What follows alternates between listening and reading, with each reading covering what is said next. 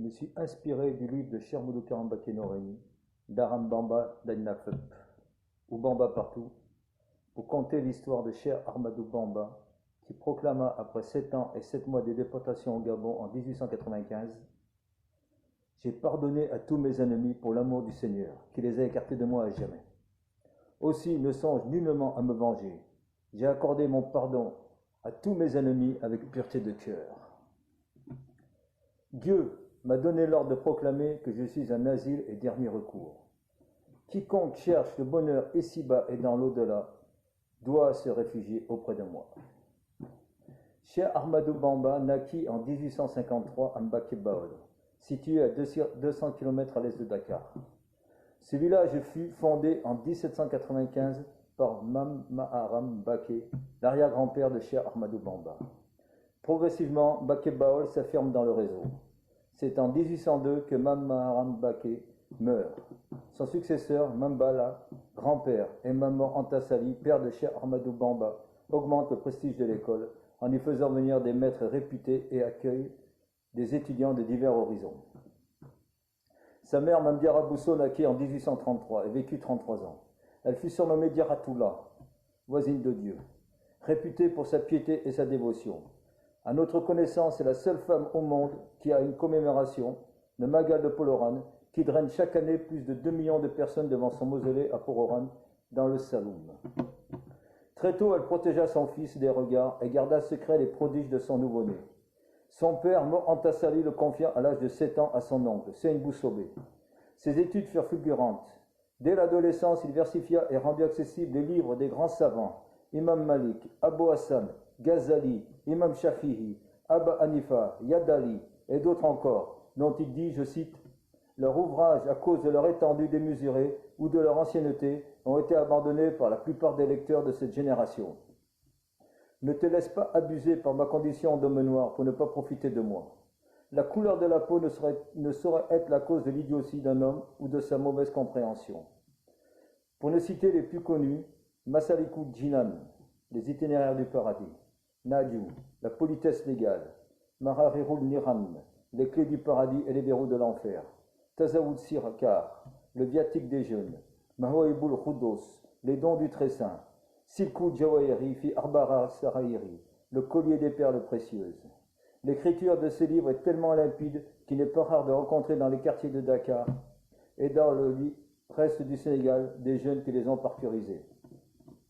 Cheikh Ahmadou Bamba a dit « Je vous laisse 3 choses en héritage, ma ville sainte de Touba, ma progéniture et mes écrits. » Cheikh Ahmadou Bamba avait 29 ans quand son père décéda. Ce fut à Mbaké Kadior, à 60 km à l'ouest de Touba.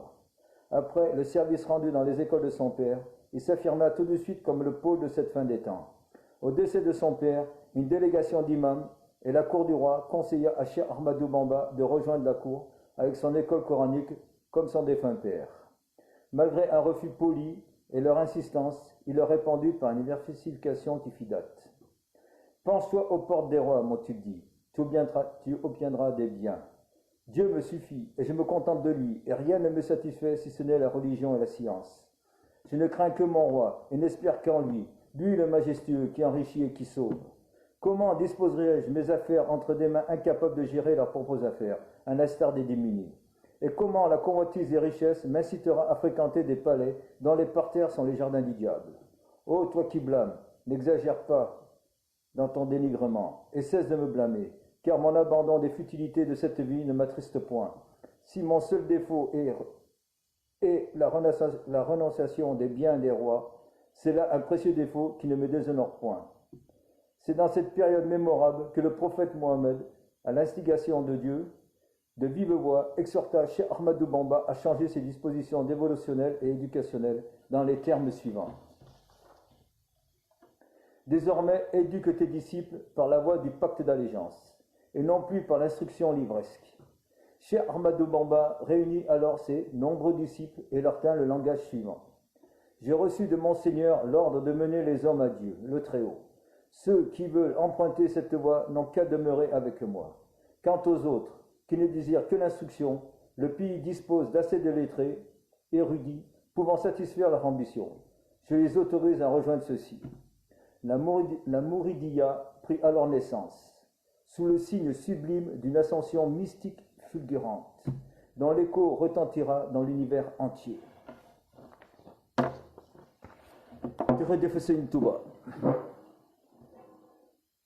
Voilà le livre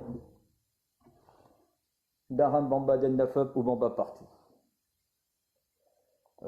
C'est avec impatience que nous attendons la version originale en Wolof. Mais ce livre recèle quand même une particularité qui n'est pas du tout banale. Il a été préfacé par les 3 derniers présidents du Sénégal, Maître Ablaye Wade, qui est là, qui a signé ici, à Versailles le 7 avril 2016, le mot du président Abdou Diouf, et le président actuel du Sénégal, Macky Sall.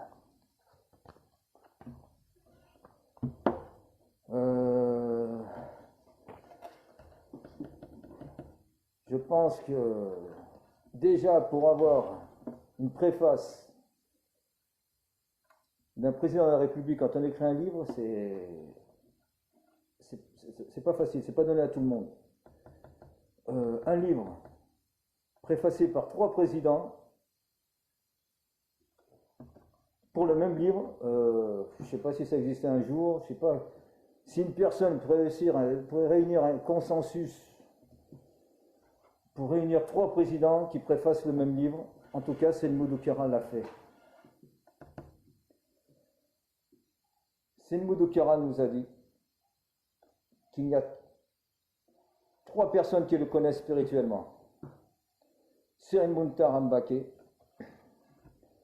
Serigne Moustapha Saliou Mbacké, Serigne Moustapha Absam Mbacké, le Khalif de Cheikh Modou Oroba Mbacké, le Wassila de Seine Moudou-Kara Mbacké. C'est tout Bromda ou Mousti.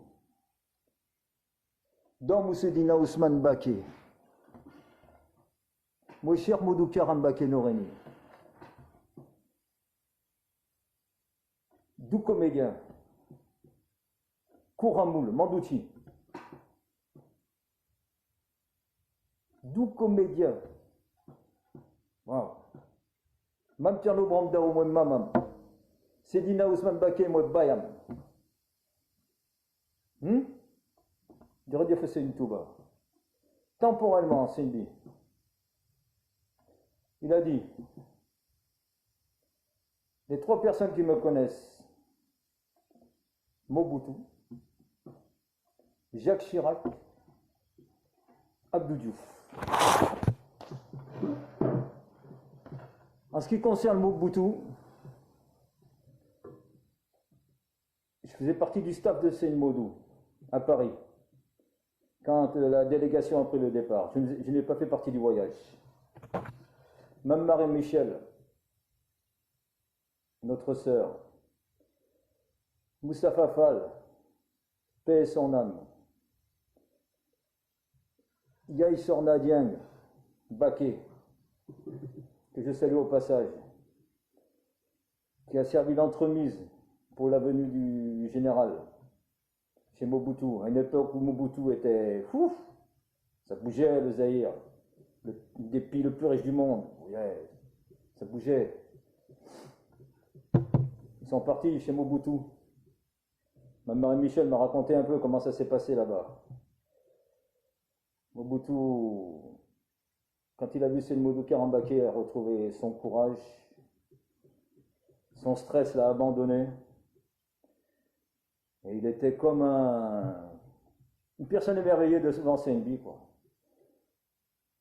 Il disait, ouais, Diadieuf, Mbacké, hein? Ouais, il avait trouvé quand même un homme qui était à sa hauteur, qui pouvait l'aider. Il a même partagé ce fameux bateau là sur le fleuve Zaïre avec Mobutu. Marie-Michel m'a dit qu'à un moment donné, notre sœur, que Mobutu commençait à lui tourner autour.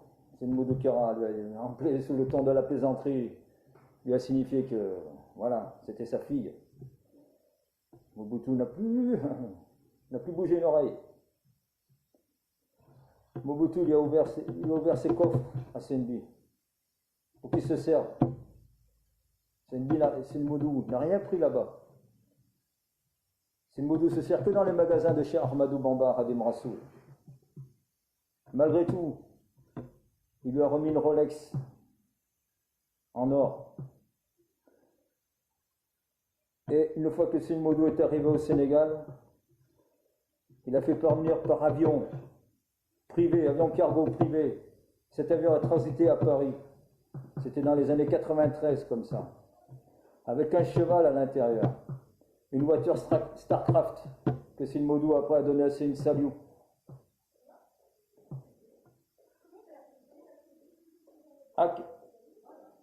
Des meubles aussi. La montre, la Rolex en or. Quand Mobutu l'a donné à Senmoudou lui a dit, quand cette montre s'arrête, je ne pourrai plus rien pour toi. J'étais à Paris avec le général. Et quand la montre n'a plus marché, avait un problème, une Rolex, il me l'a confié. Quelque temps après, Mobutu a été exilé et a fini au Maroc, où il a été enterré là-bas, paix son âme. Jacques Chirac, première élection, 95. Dès septembre, quand Jacques Chirac s'est déclaré pour les élections, j'ai entendu Senmoudou qui a dit Dinakofal, je vais les lire. Alors que personne ne croyait à ça à l'époque. En mai, quand Senmoudou avait fini une retraite mystique à Paris, là, ça ne m'a pas trouvé là-bas. Cette période-là, j'étais à Lamsar. Quand Senmoudou est arrivé à Dakar,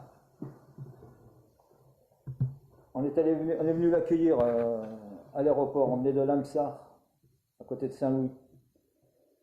Senmoudou, à la descente de l'avion à l'aéroport, il a fait Mafal Jacques Chirac. Ça avait fait la une des journaux au Sénégal. Senbi était rentré à Paris à cause de l'appel général de Seine Saliou pour ECOM en 1995, au mois de mai. Ce que je peux en témoigner, c'est les deuxièmes élections de Jacques Chirac. En 2002, là j'étais à côté de Bram Chikouri, Senmoudou. Je faisais partie de ces hommes de confiance. On était dans un hôtel de la Place à Paris. Bernadette Chirac a envoyé un émissaire là-bas. C'est moi qui ai ouvert la porte, qui l'a accueilli, qui l'a introduit dans le salon. C'était un Antillais, je pense. Il était venu demander à Senmoudou de faire quelque chose pour Jacques Chirac, pour qu'il soit réélu, qu'il participe mystiquement.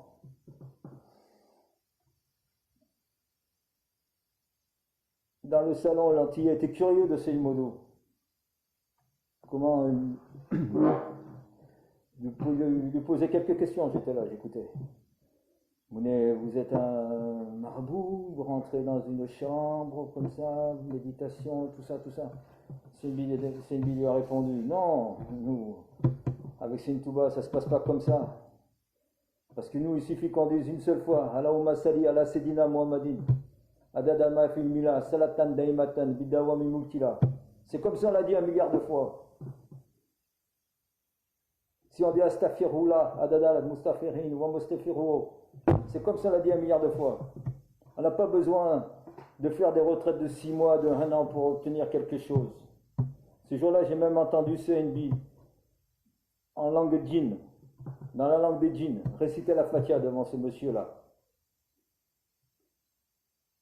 Quoi qu'il en soit, quand j'ai eu assisté à cette scène-là. J'ai suivi les élections, évidemment, pour voir comment ça allait se passer. Ça s'est passé comment? Jacques Chirac, au deuxième tour, il a eu 90% des voix. Même ceux qui ne voulaient pas voter pour lui, ils ont voté pour lui. Parce qu'il y avait Le Pen en face de lui. Monsieur Abdou Diouf, qui est encore vivant, qui peut témoigner. Là aussi, j'étais à côté du général pour certaines choses qui se sont passées. Un jour, il y avait une personne dans le salon du Sérigné, à l'hôtel, à Paris. J'ai oublié, je ne me rappelle plus si c'est Senbi qui a raconté ce rêve-là ou la personne qui est venue le voir qui a raconté ce rêve-là. Quoi qu'il en soit, le rêve c'était un serpent, un énorme serpent, maléfique, qui descendait du ciel et qui devait toucher le sol du Sénégal. Et si ce serpent-là touchait le sol, c'était pas bon pour le Sénégal. Et le rêve était que le serpent descendait et que Sinmoudou l'a empêché de toucher le sol, il l'a maîtrisé, il l'a jeté au loin. Cet événement-là, c'est ce qui devait se passer pendant les élections en l'an 2000 entre M. Abdou Diouf et M. Abdoulaye Wade.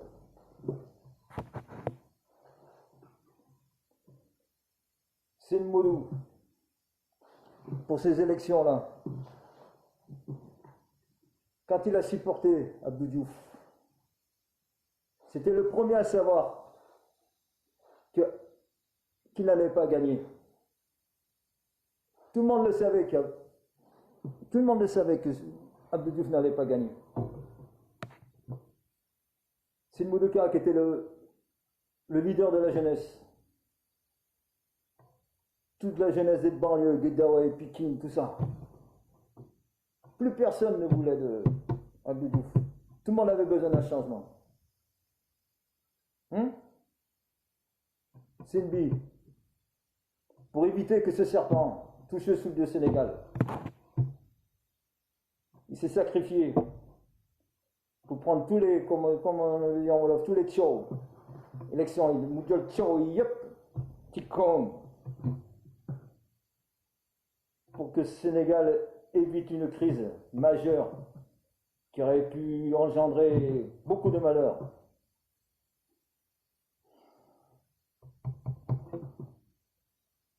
Quand c'est Mounet, si j'avais une carte d'électeur, je voterais Abdou Diouf. Il a donné les dégâts personne, il parlait à son nom propre. Et qu'elle a dit qu'il a gagné, qu'il sera président. Ah, c'est après, SNB. Vous savez qui